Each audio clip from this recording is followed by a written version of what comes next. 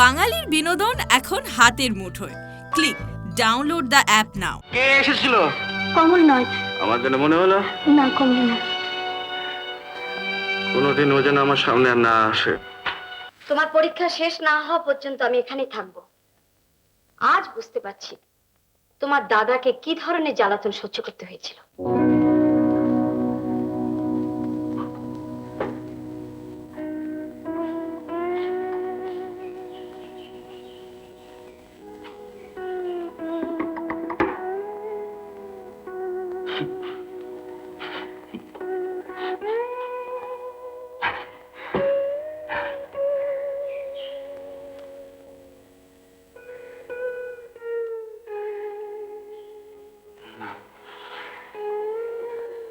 না না, আমি যাই, আমার অনেক কাজ বাকি রয়েছে।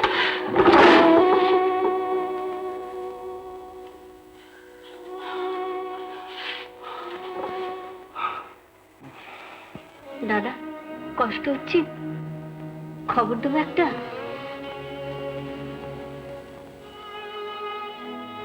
কাকে খবর দেবে? আচ্ছা থাক। তোমার অসুবিধা হয় তুমি চলে যাও। কেষ্টকে ডাকো, একটা গাড়ি ডেকে দিক। কেষ্ট, কেষ্ট, কেষ্ট! কেষ্ট নেই, শুয়ে পড়ুন।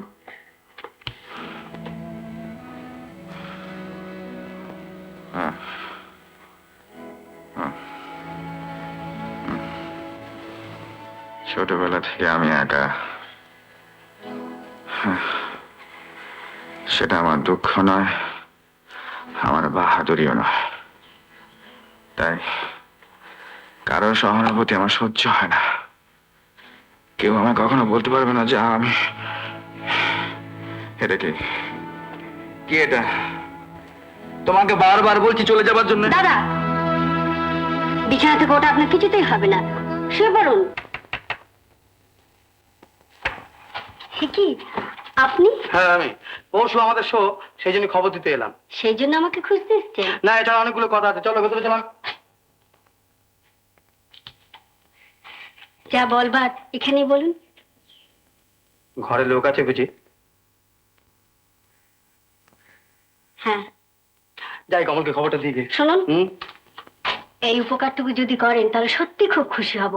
আর মাধুরী আপনাদের শোতে নামবে না। নামবে না? না। ও, বারণ আছে বুঝি? হ্যাঁ। দেখো মাধু, এত বড় ভুল তুমি করো না। ওরা কাজ করে নাটকটা, আমরা ফিল্ম করছি। দাদা সবাই তাতে অভিনয় করবে, আর নায়িকা চরিত্রে অভিনয় করবে তুমি। এত বড় সুযোগ তুমি নষ্ট করো না। তার চেয়েও যে বড় সুযোগ আমি পেয়েছি। কমল অবশ্য বলছিল তৃপ্তিকে নেবার জন্য, তা আমরা সবাই মিলে জোর করি তোমার নামটা সাজেস্ট করছি। কমল যদি তৃপ্তি পায় আমি বাধা দেব কেন?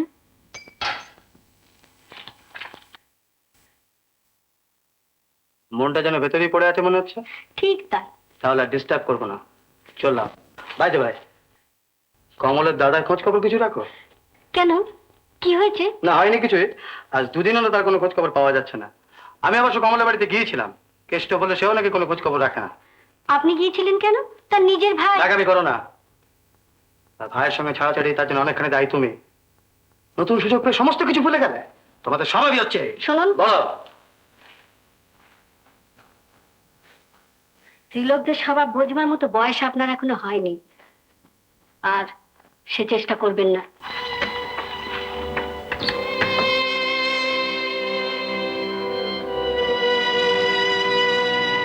কে এসেছিল? কে এসেছিল? কমল নয়। আমার জন্য মনে হলো না, কমল না। কোনোদিন ও যেন আমার সামনে আর না আসে।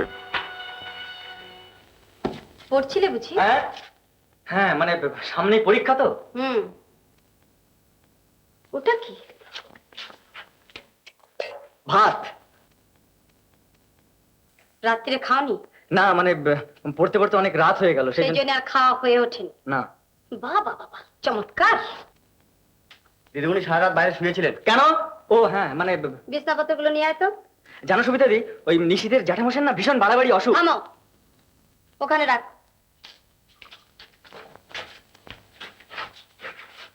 এ কি বিছানা পাচ্ছ কেন? হ্যাঁ, তোমার পরীক্ষা শেষ না হওয়া পর্যন্ত আমি এখানেই থাকবো। আজ বুঝতে পারছি তোমার দাদাকে কি ধরনের জ্বালাতন সহ্য করতে হয়েছিল। দেখো সুবিধা দি, কালে ভদ্রে যদি দু একটা মিথ্যে কথা না বলতে পারলাম, তাহলে উৎপল চ্যাটার্জির হোটেল ছাড়লাম কেন? তা পরীক্ষা শেষ হয়ে গেলে যত খুশি মিথ্যা কথা বলে বেরিও। অপূর্ব, সেই এক বক্তব্য, এক ভাষা, মানে কমা সেমিকোলন পর্যন্ত এক। আমি বুঝতে পারি না তোমার সঙ্গে উৎপল চ্যাটার্জির ঝগড়া হয় কি করে।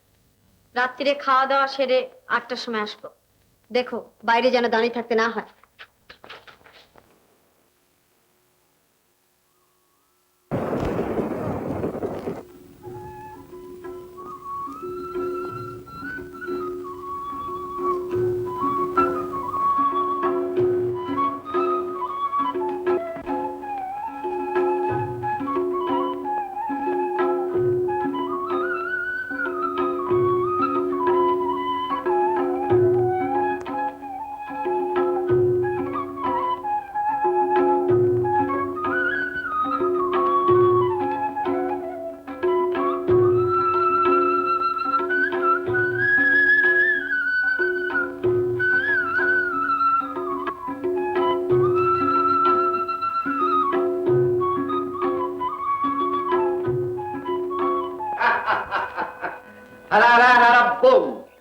কেমন আছেন বাবুজি? ভালো তো? হ্যাঁ, ভালো আছি।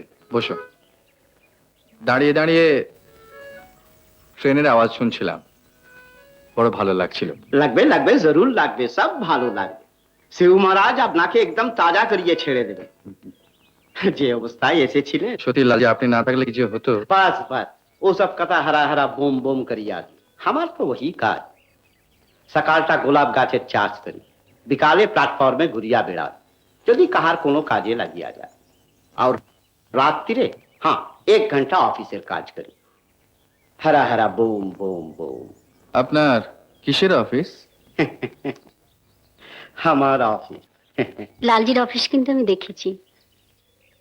হারা হারা বোম, যখনই আসে শরবত তৈয়ার।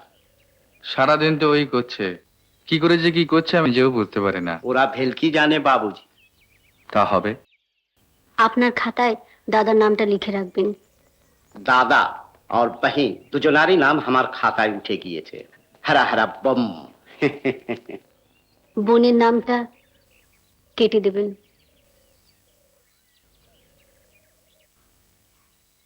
কিন্তু লালজি, আপনার অফিসটা কিসের তা তো বুঝতে পারলাম না।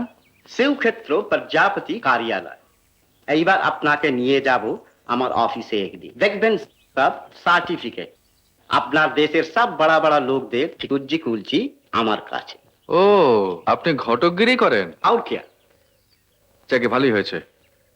মাধুরীর জন্য একটা ভালো পাত্র দেখে দিন তো, আমি ওর বিয়ে দেবো। আলবাত শিবরাত্রিটা কাটতে দিন, বাবার বিয়ে হয়ে যাক, তারপর শুভ যোগ পড়বে। দাদা আর বহিন দুজনার পাকা ব্যবস্থা আমি করিয়ে দেবে। লালজি হো, क्या बना रे? আওয়াজে এমন সাজা দেব। আচ্ছা আসি বাবুজি। আবার সাজা দিতে কাকে চললেন? ওই রমধা সাঁওতালের মেয়ে টুগরিটা, বাবমার যদি একটা কথা শুনে।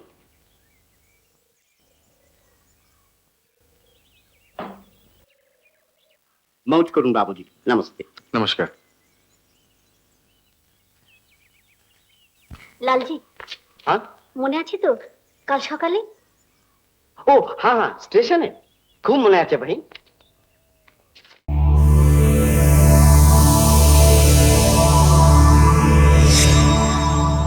উত্তম কুমারের সেরা সিনেমা দেখতে হলে ডাউনলোড করুন ক্লিক অ্যাপ।